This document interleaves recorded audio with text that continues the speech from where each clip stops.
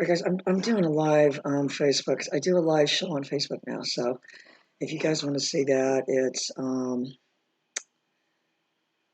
live e-collar training. Nobody else has that, so anyway, I have been neglecting the YouTube, so I'm just doing this concurrent with the live Facebook thing, so I can upload this to YouTube too. And I'm going to try to do that because I know I've totally neglected the YouTube because I just have so many memory cards and I don't even know which ones I've put on there yet. So.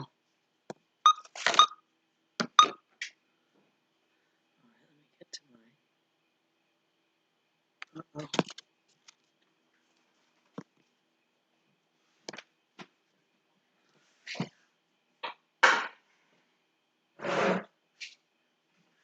Okay, you guys, I'm back and I'm recording this concurrently on UCam so I can upload it to YouTube because you guys that watch my YouTube, I've totally neglected it. I am recycling some of the old videos. I mean, I realize you've got to give people the basic concepts first, but hi, Shy. I think everybody, if you say to anybody about the e-collar, the first thing they want to say is, let's find its working level. So I'm just going to explain that to you guys. So we're going to take a dog that doesn't know anything, and we're going to put something on its neck, and we're going to use electricity to contract its muscles until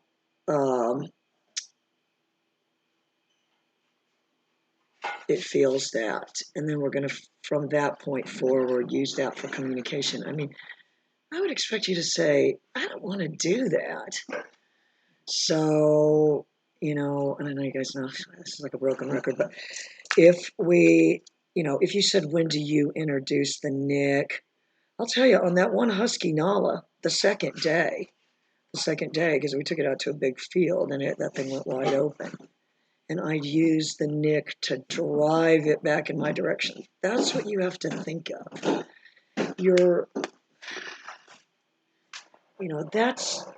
And if you said, how high did you use? Some of that stuff is figure it out as you go. If that's not working, so if you said, okay, well, we just are going to assume they can all feel the pager. We'll condition, some behaviors into the dog, and then we'll back those up with the nick. So if you said, what level do you normally start at? I wait until they're running really fast. And then what I do, this is the way I do it. I just put the nick maybe on 20, because that's what I want to talk about next, is a placebo effect. And these people say they're on level 4, this, that, and the other. If they're talking about Greg's collar, there's no level 4. But I honestly, for great big working type dogs and stuff, there's nothing less than 20 that I'm aware of. So you're just going to add your nick at 20, and then you're going to gauge from there. Did that turn the dog around? Did it abruptly turn the dog around? Did the dog blow through it? That's how I do it, and I've got plenty of videos to show it. You just wait. You install your recall with the pager, and then you just wait, and you just put it in the same place, because that's what people don't understand. It's not upsetting as long as it's not unexpected or uncontrollable. The problem with using constant all the time is they just do give up trying to control it, and that's why all these dogs are so shut down. They've just given up trying to control it, so they just feel like they start to feel like the point is don't move. So that's why they don't move. That's why they don't move, because they've just concluded that the bigger pictures don't move. So yeah, that's what I want you to think of. So you do. Your responsibility as a trainer is to inject that nick, not inject, interject. I probably have all those words wrong. Into the dynamic, though. And if you said where and when, the same place you had the pager.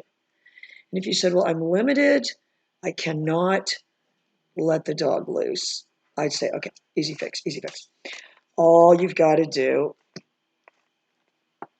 is do it on the leash. And I know people will, and if you said everybody hooks the leash to the e-collar, no, they don't. People tell them not to do it, and so they just don't do it. But you do want to do it. And Dog Tree used to make these collars that Oh, they must have had the cheapest, they must have gone for the cheapest model because when you hooked a thing, here, this metal would just, it obviously wasn't steel or anything. It would just, it was like composite or something, just break, and I called them and I said, you know, and that's when they would still try to fight me about don't hook the leash to the e-collar. That, they got over that one. But, I said, if you people cannot even make a collar that doesn't break when you hook a leash to it, there's all kinds of collars out there. People hook them to their dog, the leash doesn't break, or the collar doesn't. This part of the, yeah, where that evolved. We can make something. So anyway, they started getting better collars or whatever. Oh, hang on, John Henry's at the door. He does one part.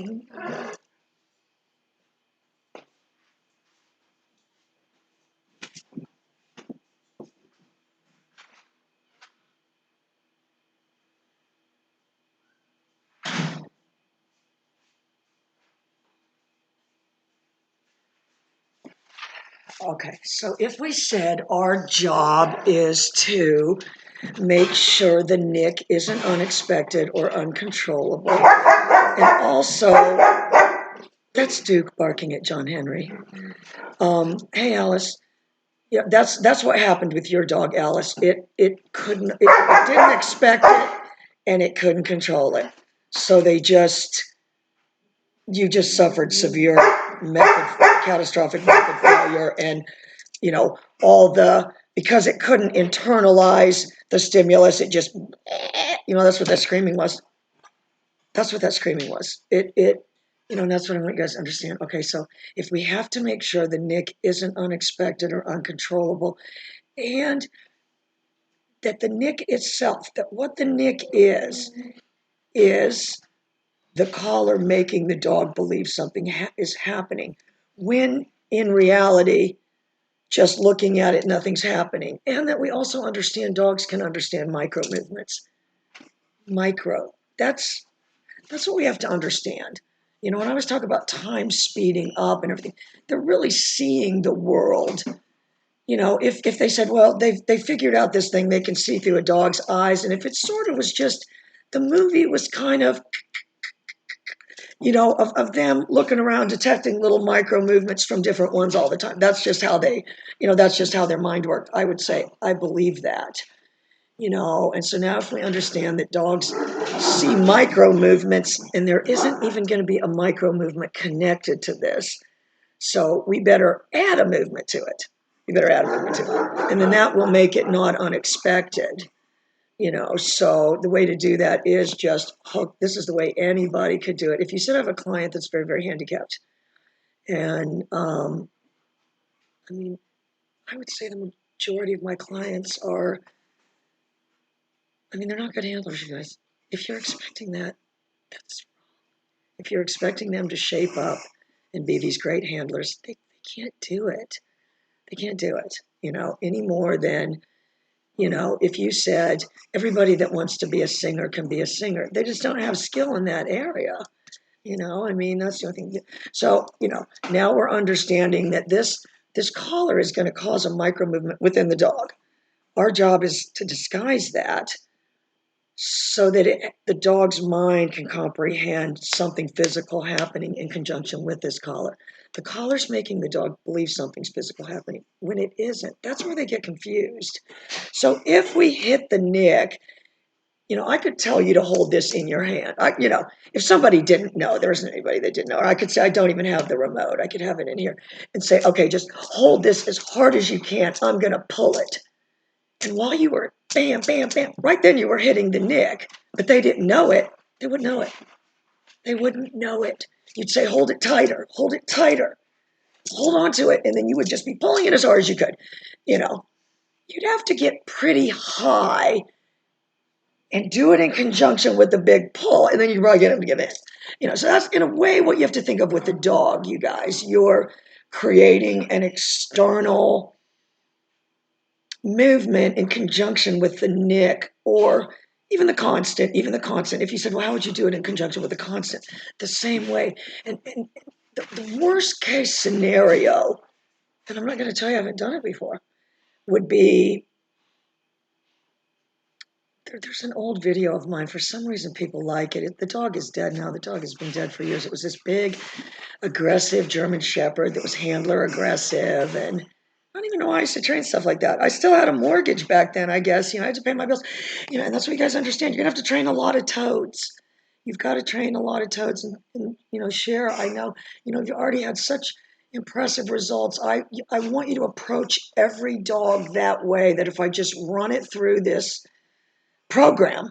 But this was a dog that would fight the leash and bite the leash. I don't remember if I did it on this dog, but this would be the kind of dog that you would do it on. And that's where, you have to say to this collar, please don't fail me now. That, you wouldn't want this stupid thing to break because Dogtra was, so dumb they couldn't even, get the better collar.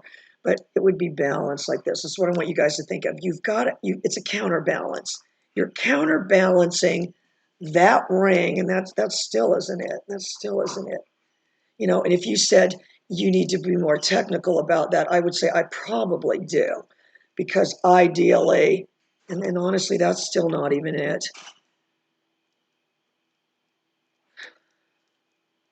Okay, that's it. If you said,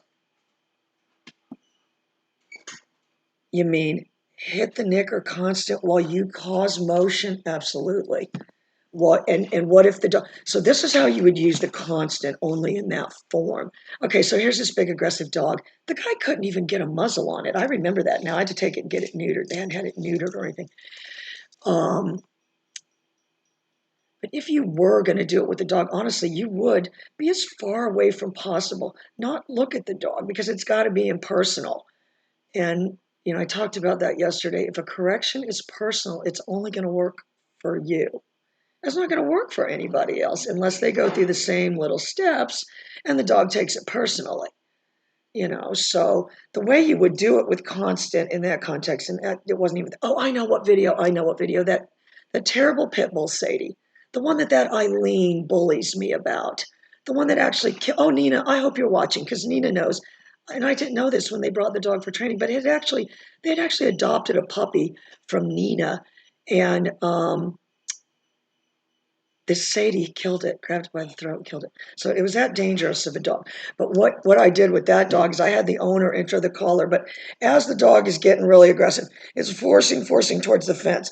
I add the constant in conjunction with movement this way.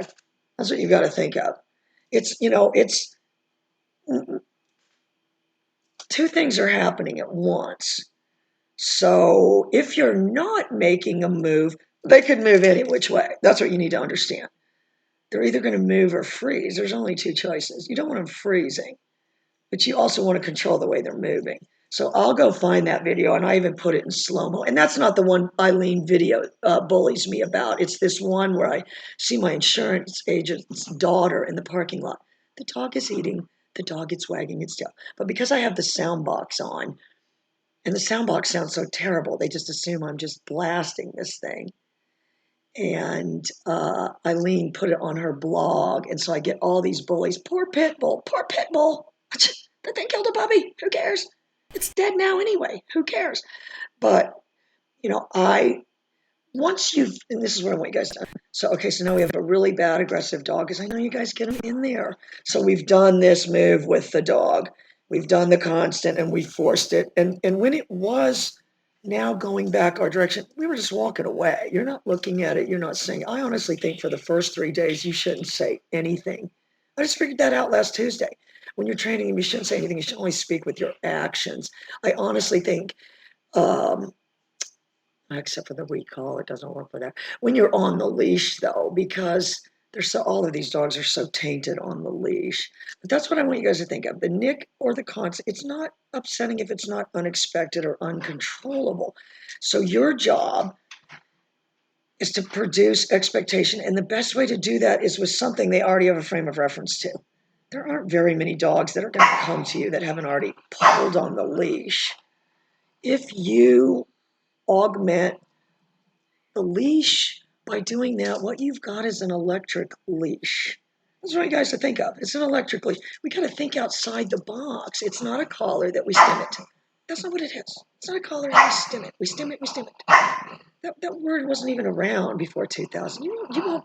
You won't find that word in a hardback book that I know of. If anyone can find it, let me know. Anyway, so then what I want to talk about is the placebo effect. Because if you said, well, you were hitting the constant and you were pulling the dog, and then you later, and everything was going great, and then you later realized the collar had gone dead. Well, why did everything happen? And this is what I want you guys to know. They're so aware of micro movements that as long as you're adding all those things, and in a way it is painful. It's happened to me. I've got a video of it. I'll go find it. Oh, I'm doing these blazing recalls. I've got this dog spinning. I'm saying, look, it's doing everything. And then I realize the collar's off. The reality of it is my character is playing their role perfectly, probably doing the little micro posturing. How could I not have been? You know, if you said they don't see that micro posturing of the remote, oh, Bart and Michael think they do. That's why they invented the finger kick. You know, so that once all those things are in place, there's no level 3, there's no level 4. That's the placebo effect. And if you said, well, if the dog is doing it, then what difference does it make? It's just doing it. You're not reinforcing it. You know, every time you do hit the nick or you do hit the constant, you're putting that. What I want you guys to understand, that's a deposit in the bank. That's a deposit in the bank. And you need to have more in the bank than you're going to need. This is just life advice too. Take it from somebody who paid a 15-year mortgage off in 3 years. You need more in the bank than you're going to need. So I would say the two things I see people, they're either not using it high enough or they're using it too high.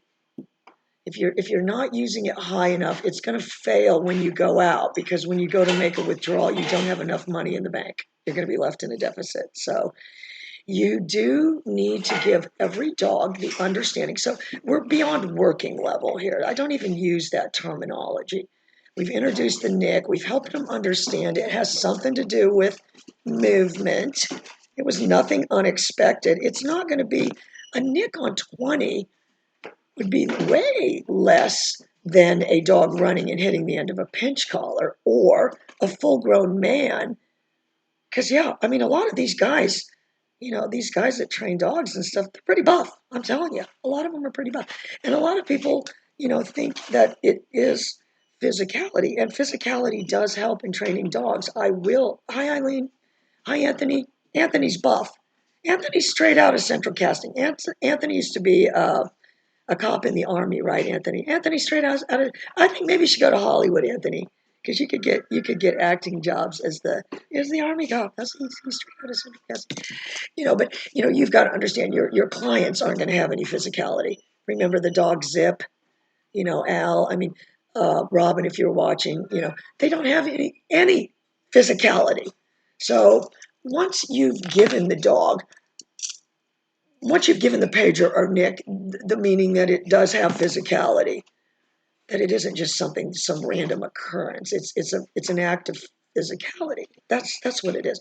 You know, then you can then condition the dog and give it to somebody that doesn't have the, you know, if you said, well, they're not going to have all the precursors and everything like I do, and I said, yes, by that point, the dog understands it enough to understand all the precursors have been left out.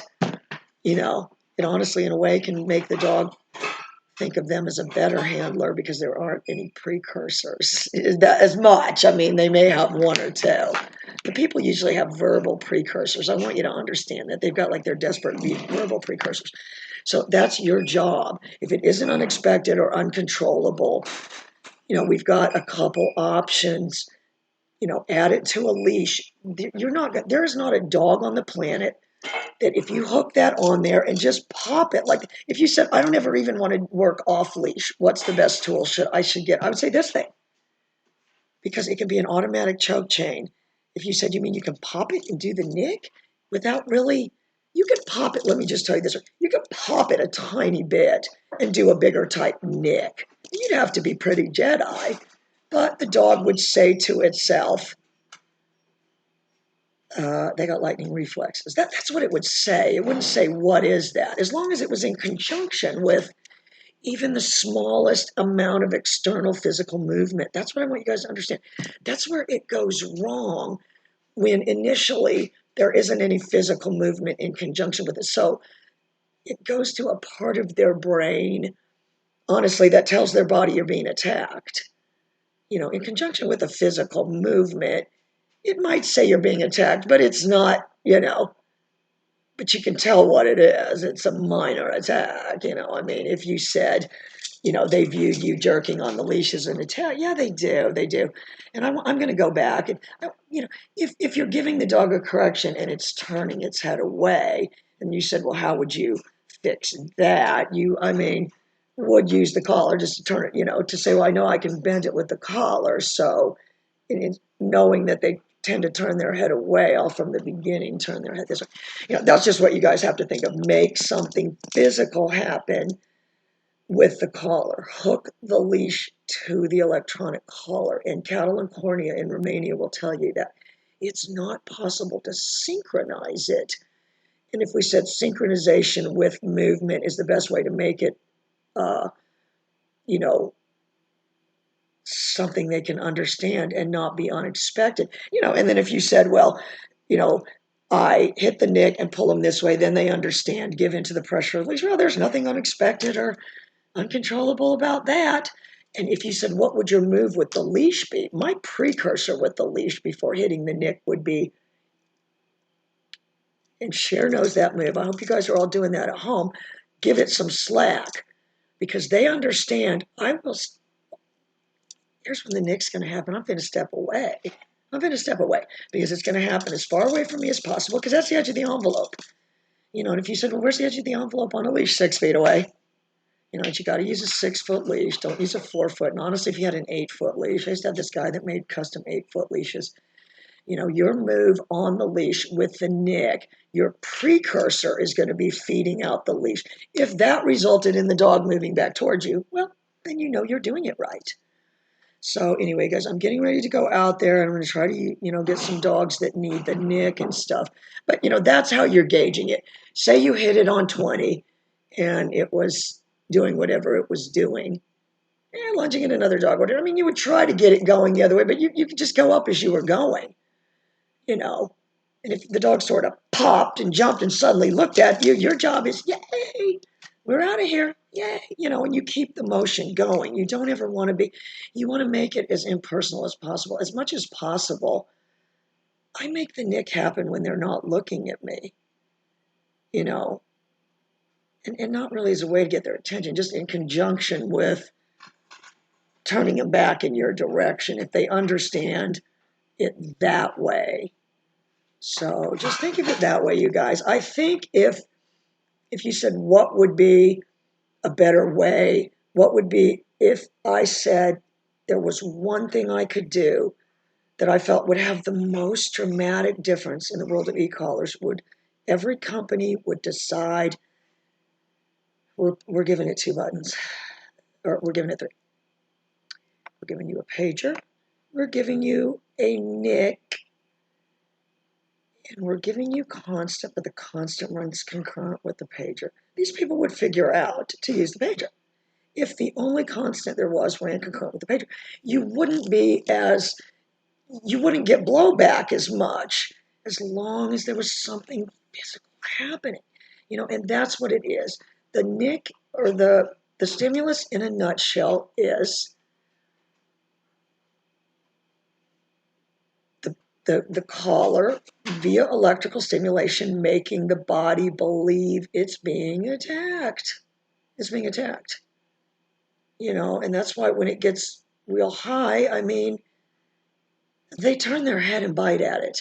And if you said, well, they don't turn and bite at pinch collars, oh, God, yes, they do. And they turn and bite at choke chains and everything else. So that's because they view that as an attack. So you've got to make sure, that it's not being viewed as an attack, that it's something that they can understand in reference with something they've seen. And if they did view you pulling on the leash as an attack, they don't feel that's, life or death. So I'm going to try to do some intro videos with some new dogs, but Uh, yeah. Oh, Anthony. Yeah. No, Anthony's my hero, you guys. Anthony's my hero. And when people say, "Oh, make America great" and everything, there's more good guys in this country than there are bad guys. That's what people need to understand. And somebody was saying today, I think it was JJ, about, people, like we're raising all these milquetoast men and everything in this country. And, you know, we're not, we're not. I'll tell you, those people in Winter Park never cease to amaze me. It's a culture of kindness and caring, and they're raising really amazing people. It's amazing, the people they're raising. So anyway, but all right, guys, that's what I want you to think of. That's the lesson. And if you're conditioning the dog with a level, the placebo effect. If you said it's so low, low, low, low, low, they actually say things like it's so low no human can ever feel it. There's no such thing as that. There isn't any such thing as that. You want it as overt. If by theory we're using the stimulus to get their attention, to make their body feel, you better pay attention. you know, we want the most overt thing possible. I mean, we want the most overt thing possible. It's going to be a seamless introduction to stimulus. And by stimulus, I mean the continuous or the nick. And I'm going to go find that video of that pit bull. If you've already done the pager, because it does have the same functionality, it's got different durations. I even think it would be, and maybe they used to have this too, that if when you did the nick, it gave a bump. Maybe I think Greg's collar has it. Mike, you might know. When you hit the nick, the collar vibrates. That's just what I want you guys to understand. Their mind, when we're hitting that collar, we have to ask ourselves, where are we going in the dog's mind? If we're going to a place where the dog says, you know, I'm losing focus because I have to focus on what's going on here, that's not good. I mean, you guys have seen me do these ricochet recalls because the dog just sees that as a cue. And you've got to be able to say to them, I'm just going to draw this out real quick, because this is how you guys have to think of it.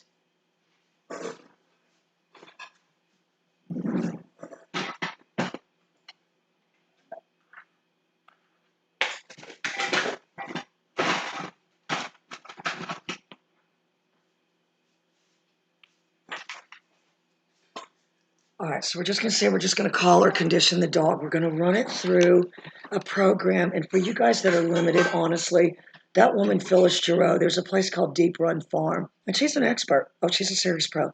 They don't get any more serious than this woman. Oh, I look like Mickey Mouse next to this woman.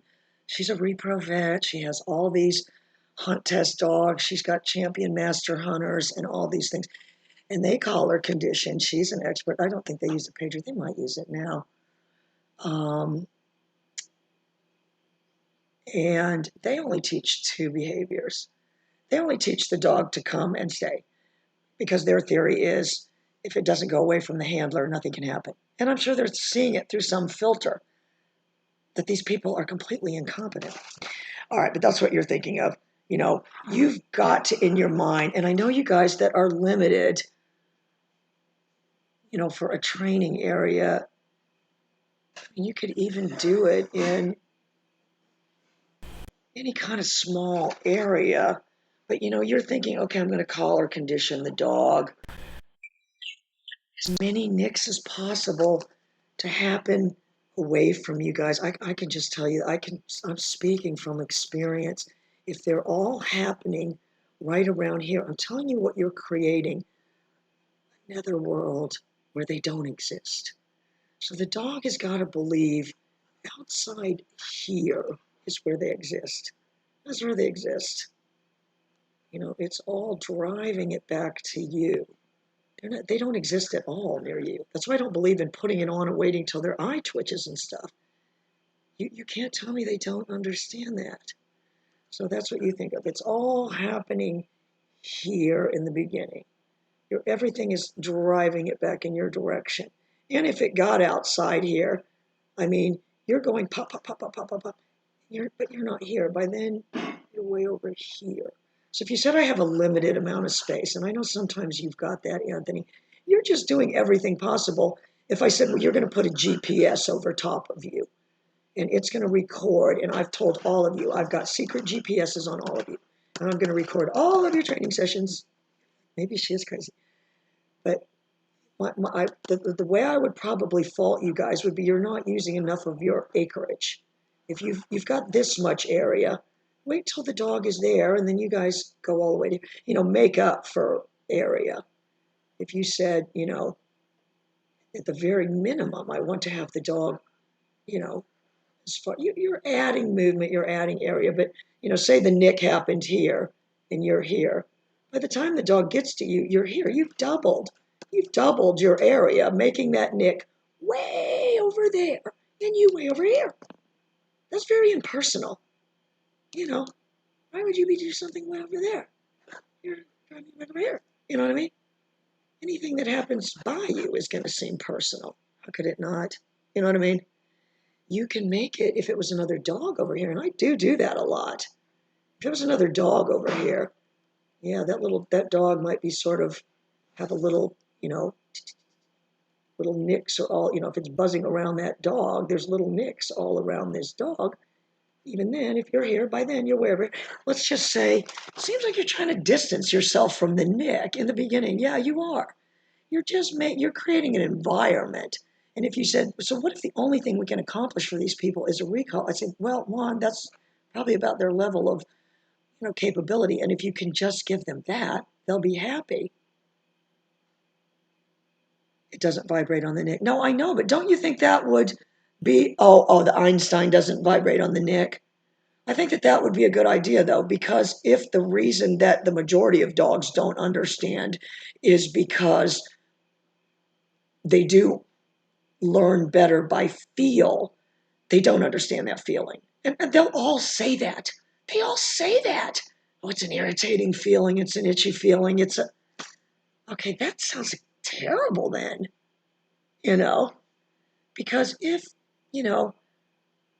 I do understand, I think, if you said dogs don't have any vibration, I do think they do, because lab puppies, and obviously this isn't going to be true with every dog, but like the ones where the mother starts wagging their tail, and then it wakes them all up.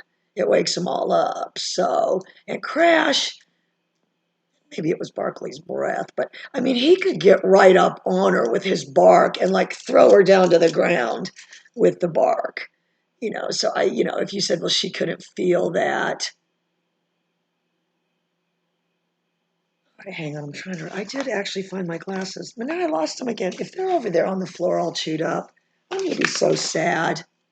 Ay, ay, ay. I swear to God, they were here, Anthony. I can't see.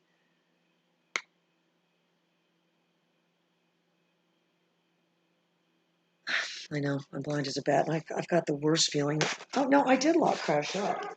But I bet she locked and chewed up my glasses. Oh, no, wait, I found him.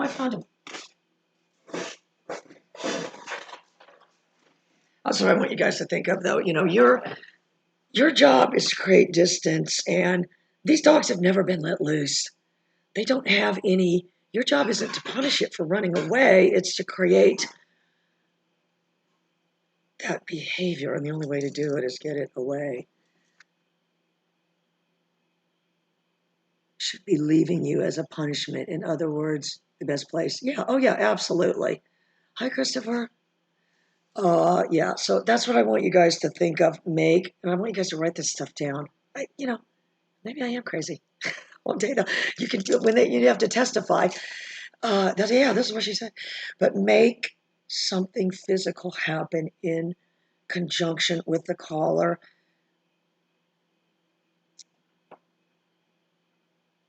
And if you said, because I do my recalls, and if you said your parenting style is more free range, it is. You guys have seen my intro videos, with just the pager and the movement. I promise you guys, you can do that too.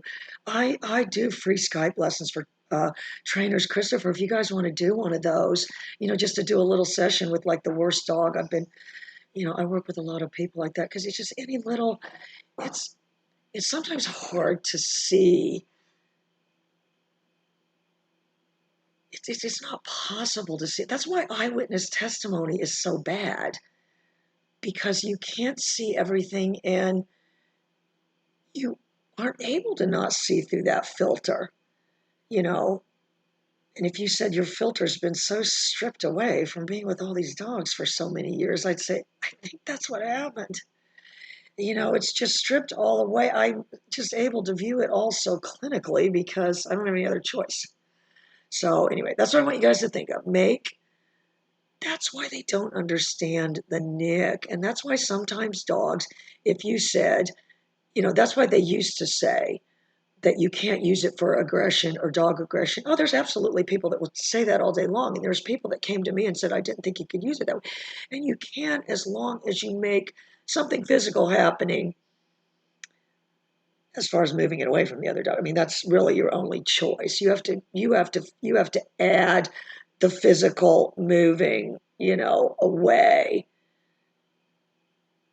And if it's, I mean, if you don't have the strength, you got to get a full-grown man like Anthony, and you guys aren't going to have any problem doing that. But the longer the leash, the better. You don't want to do it on a 4-foot leash, and you even want to extend your arm out so that whenever this is happening, I mean, honestly, I want them to invent a robot. I could get a mannequin and put it on a trolley and make it go back and forth with the pager and condition the dog because it wouldn't be emotional. The dog would turn around. This is kind of the analogy I make, you guys. And I know people really do think I'm crazy when I say this, but if somebody kidnapped you, knocked you out, and you woke up and realized that they had shackled you by your wrist to the tail of an elephant. You were desperately trying to get the elephant's attention, but it didn't care, so you were now trying to escape. It didn't seem to care about that either. In fact, it didn't even notice you were there. And then you noticed it getting up and walking away, and you dragging along behind it. You're now making your mission that it's my responsibility because this thing doesn't have any investment in me at all. That's how the dog has to see you. You're not emotionally invested in them at all. You're just living your life unaware of the fact that they're shackled to you. So there's nothing personal about that. And if you said, where did you get that? I'm going to tell you where I got it, you guys. And they're still there. They're still there. And this has been years and years ago. The monks of New Ski. That's back before monks didn't have anything to tell me. But they did back then. They did back then. But they would do that. They would tie the dog around their waist. And I think they got it from the Germans because there was Ed Frawley. I should probably just try to call Ed and be friends with him. I shouldn't be mean to him. I shouldn't put mean, crazy comments on his YouTube. They never even notice him or reply.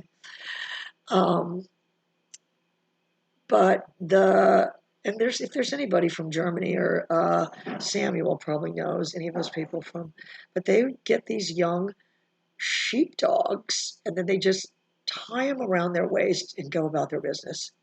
They don't even acknowledge the dog. And the dog, I suppose, learns from behavior modeling. It would have to. So, that's what you guys want to think of. If you were going to deal with an aggressive dog, that, like that girl with Barkley, honestly, this girl gets out of her car and shouts, "Hey, buddy!" Because you're entitled to every dog to love you. Honestly, I mean, it's beyond me.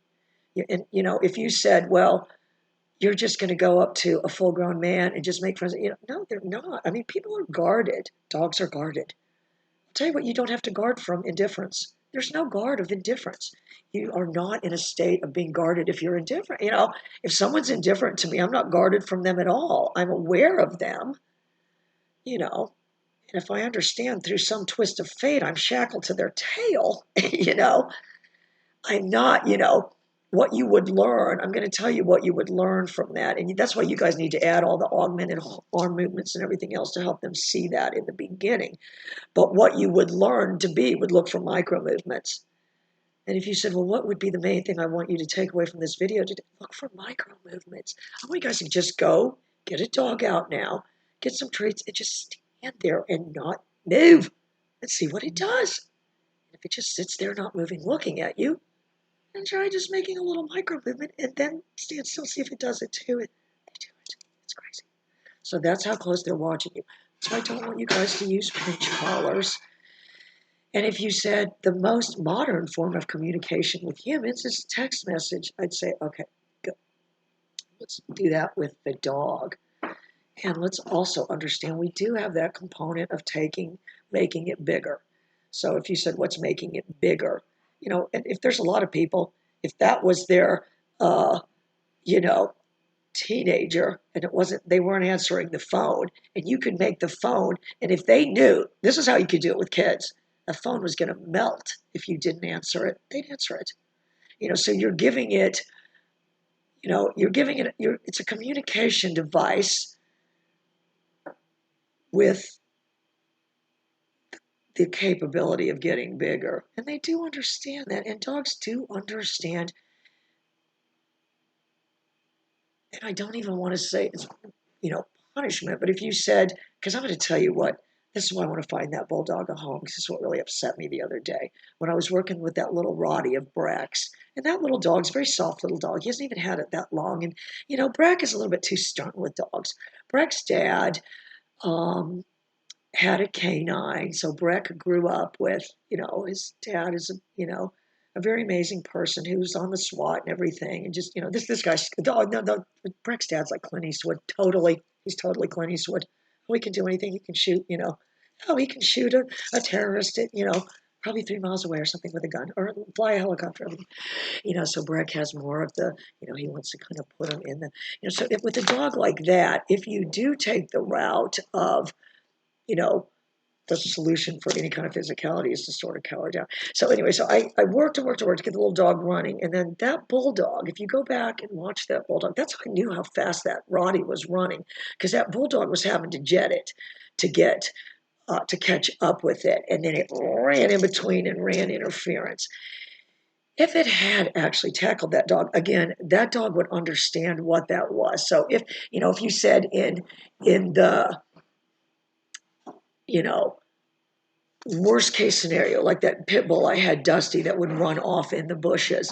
And there's one video, and I said, if it keeps going, keep driving it forward with the nick. So you're still at least controlling the motion. Even if you can't turn it around, keep driving it forward, with one like that, because they're not, I mean, that one was an excellent example. I'm going to go find more of its videos. I did it so much with the Nick that the pager became the silent recall. It knew that she doesn't play around, but if it thought of that running away and that Nick, okay, let's just say we didn't have electronic collars, and this is what we came up with as a plan.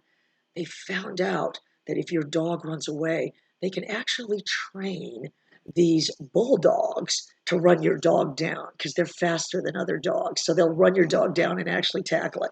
In a way, that's kind of how the dog sees it, because it understands I'm hollering for it now, something, it understands what the nick is now. So now its mind is telling it something physical is happening. But because it's in conjunction with running and stuff, it's not upsetting it. But yeah, I, you know, that dog was a textbook, 3, 4-year-old rescue, wasn't neutered, that you're going to dole out a lot of nick from.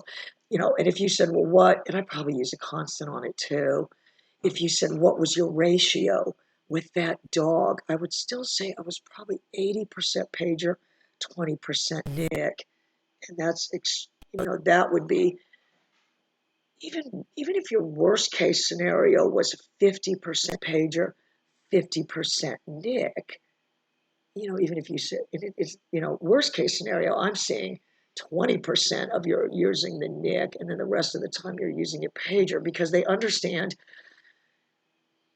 the pager can go bigger. So what you do have to do, you guys, and this is your responsibility, you've got to find situations where you can make it go as big as you think you're going to need it to go, or bigger, so that later, say, because people will tell me I had it on 40. I said I'd use it on 100 all the time.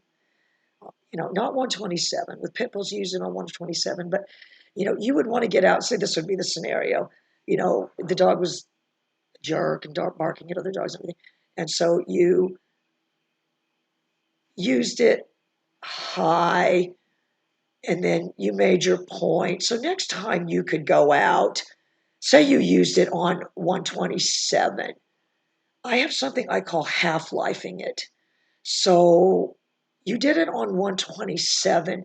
You're going to go again at half whatever you were just at. Go again with half whatever you're just at and see what happens. If that brings the dog, if that brought the dog great big, then go right back to your page. The dog now understands, it's got to understand there's a point from there to that it'll go that much bigger. And yeah, that's me. And I can go that much bigger. So it's what I call half-lifing. I talk about it in the videos. I don't talk about it enough. But, if you did have to go great big with your Nick, I've got plenty of them, though. I mean, say it was that pit bull, because it would get after rabbits and stuff. So I went great big with my Nick. I got it back. Bam, it's eating the food. And then it just took off again. What I would try to do would go to half the level I was just at and stop it maybe halfway from wherever it was going and see if I could get it back. And if that didn't work, then I would make up a plan from there. I'll tell you what my plan from there might even be. My plan from there might even be, okay, it sort of half-ass came back on the half-life setting. So I give it the treat, and then I just go about my business, deciding that I'm going to let it go way back out there again and go big again, because that didn't work.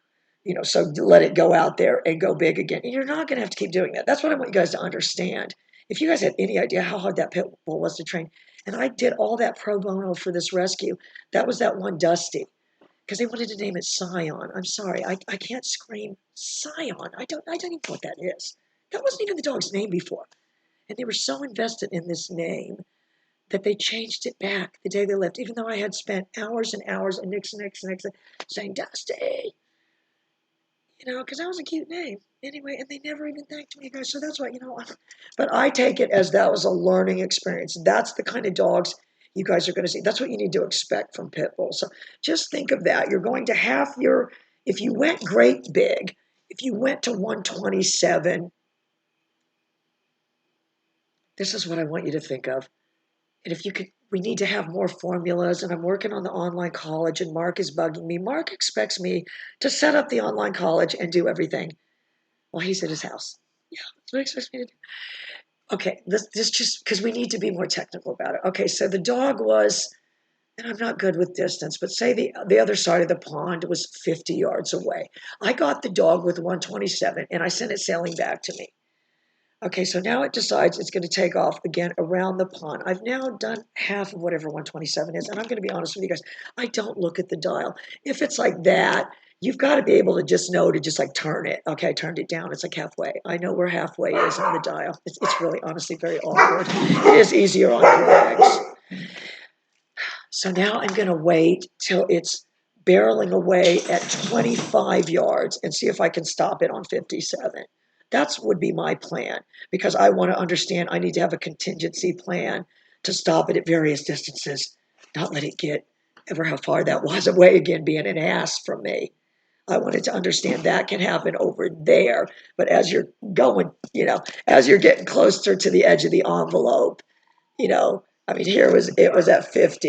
You're at the total edge right there, where the edge moved in. The edge of the envelope, and I always talk about that, you guys, if you're, if they're orbiting around you, and that was that video I saw today, and I'm going to send it to Samuel because he's an expert on those Malinois and stuff, but it was this Israeli guy, and he was talking about the gun and this, that, and the other. I don't believe in taking dogs to gunfights. I don't even think they should train them for that. If there's a guy with the gun, I'm going to tell you who's going to kill the dog: friendly fire. Because if you think somebody is going to open fire on a dog while the guys with the dog aren't going to open fire back on this guy, that doesn't happen. There's this god-awful video. I'm going to send it to you, Anthony. I don't even want to put it back on the page again. It was so terrible. But yeah, they killed this, LAPD killed their dog with friendly fire. So anyway, but he's got the dog all going between his legs and everything else. You cannot tell me in a panic situation this thing isn't going to trip you. You don't want a dog between your knees. Because if they default to it, or if you said they never make a mistake, or I never put my foot in the wrong place and step on their foot, I'd say, oh, please, look at these big boots you people wear. Men are clumsy anyway. So, all right, that's what I want you guys to think of.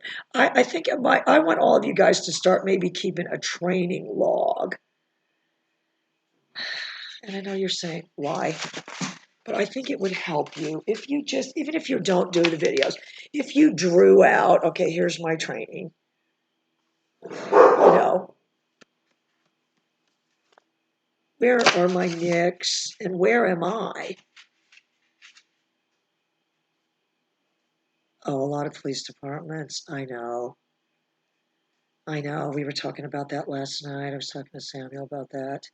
But a lot of, and what we kind of concluded, or just this was one of my ideas about that, Anthony, was that, a lot of these guys, he said a lot of them, it's not their passion or whatever, they're just doing it as a job. But I said, there were a lot of people that would probably not want to get better because they would feel like they were operating the dog at the top end of the level. And I think maybe that's where people go wrong. You don't want to feel like, and I talked about that yesterday on the training show, but you are training the dog. Let's just say, and this is a very loose analogy because this isn't even close at all, but if the people needed to operate the dog at the level of a BH, your job is to train it to Schutz and Three, understanding that the dog is going to have to compensate. The dog is training is going to have to compensate for their lack of skill. So if they needed to operate at BH level, if that's what they're asking you to train it to do, in theory, this is all in theory, you're training it to Schutz and Three, so that they can operate it, you know, if they can only operate it at a third. And that's why you need the collar, you guys. If you said my clients aren't interested in the collar, I would say I've done this for 25 years and I've never used anything but the collar. And I realize now, looking back, the original dog trust were $400 or $500.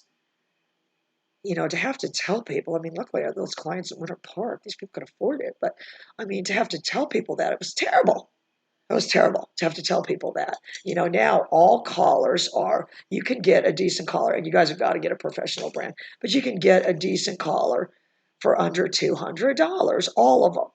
All of them. That's why I don't understand why people want Greg's remote, that round remote. If it's only $10 cheaper, are you people that cheap? Because if someone says to me they can't afford an electric collar, they can't afford something, Bumpers had to go in after the hurricane and have a $2,000 surgery because he swallowed a ball. So if I said I can't afford it, well, he'd be dead right now. So if you can't afford $200, you better not get a dog. That's what I want you guys to think of. All right, I'm going to go do some training videos, but I hope that helps you guys. You've got to think of yourself as,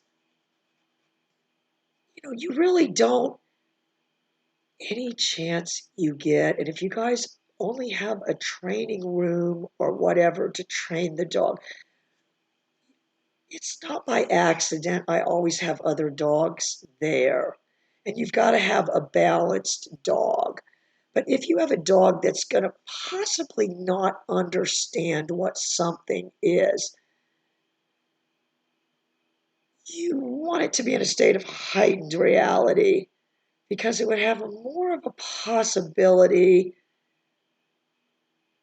to say, I don't know. It would just be like this. If you were at Chuck E. Cheese and you were playing a video game and it suddenly vibrated, you're not going to go, oh my God, what was that?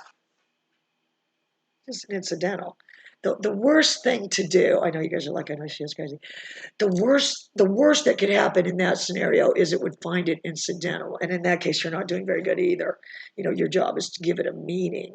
And somehow we've all figured out how to answer a text message. I actually think I figured out the first day, that they said if it doesn't ring, your phone is set on vibrate, and this means you're getting a message. It's that simple, you guys. It's that simple. So, anyway, Anthony says it's true. Anthony is my big fan. So I'm just going to tell you the story about Anthony. I accidentally, because of that girl Candy, and I should try to friend her again, but she went on the board and was raving about Larry Cronin. No, I don't like him. So I had a very bad reaction. But she was on this board, so I accidentally stumbled on there thinking it was an e-collar board. And these bitches came out of the woodwork. Every one of them. They had a bun on their head. They looked like they were librarians. They were nerdier than me. Because in Hollywood, if you want to be, this is what homely is in Hollywood: glasses and brown hair and a ponytail. And what a librarian is hair in a bun and these bitches were coming out of the woodwork. Is that a shock collar? Oh, this one bitch. I'm going to go and block her. This bitch started chasing me around this board like some kind of lunatic, saying, we are dog trainers. We don't use pain. First off, I don't know who we is, lady. And so then I started posting some deaf dog videos saying, even the deaf dog video associated, these people scour. Now they're coming out of the woodwork. People who never comment. Now they're all attacking me viciously. So now I start fighting back. And you guys have seen that. It's not pretty. But then still posting more crazy videos. More and more. But they're taking over the whole board. The board is just lighting up. This girl searches YouTube and finds one video of a deaf pit bull doing a recall without a pager as proof that I'm wrong. Well, in comes Anthony, my hero, who sees what these bitches are doing to me and starts thumbs upping all my sarcastic comments about, them saying this is a safe place of love and nurturing. I said, bullshit. The most vicious bunch of biddies I've ever seen. And Anthony's thumbs up in all my, comments. And anyway, so Anthony was my hero. There wasn't one other person, to me, that's, if a bunch of people had done it, but Anthony, it didn't matter to him.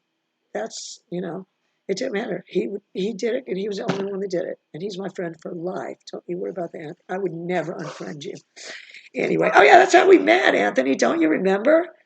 I put this really fast recall video, and the only conclusion that these people can come to, even though you would have to, even if your behavior, your understanding of behavioral science would have to be so limited in that you would know that would not be possible to shock a dog and get that result, or that you were that limited. It was that one